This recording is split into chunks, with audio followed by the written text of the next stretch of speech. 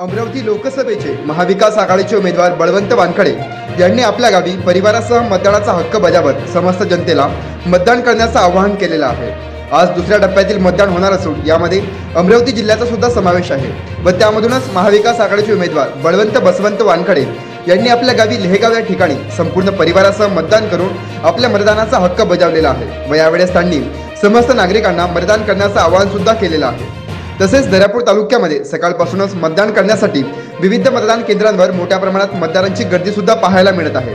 निसर्गाने सुद्धा साथ दिल्यामुळे वयोवृद्ध नागरिक, अपंग नागरिक हे सुद्धा आपला मतदानाचा हक्क बजावत आहेत व जास्तीत जास्त नागरिकांनी आपला मतदानाचा हक्क बजवावा असे आवाहन सुद्धा जनविकास न्यूजच्या माध्यमातून समस्त जनतेला करण्यात येते। मला आज अतिशय आनंद होतो की आज मी मतदान करण्याकरता आल्यानंतर मी या गावातूनच माझी खऱ्या अर्थानं राजकारणाला सुरुवात झाली।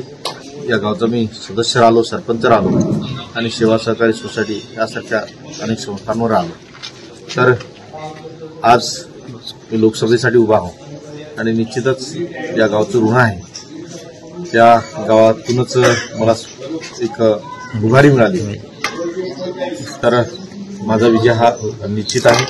2 लाखाच्या वर फरकानं मी निवडून येणार आहोत।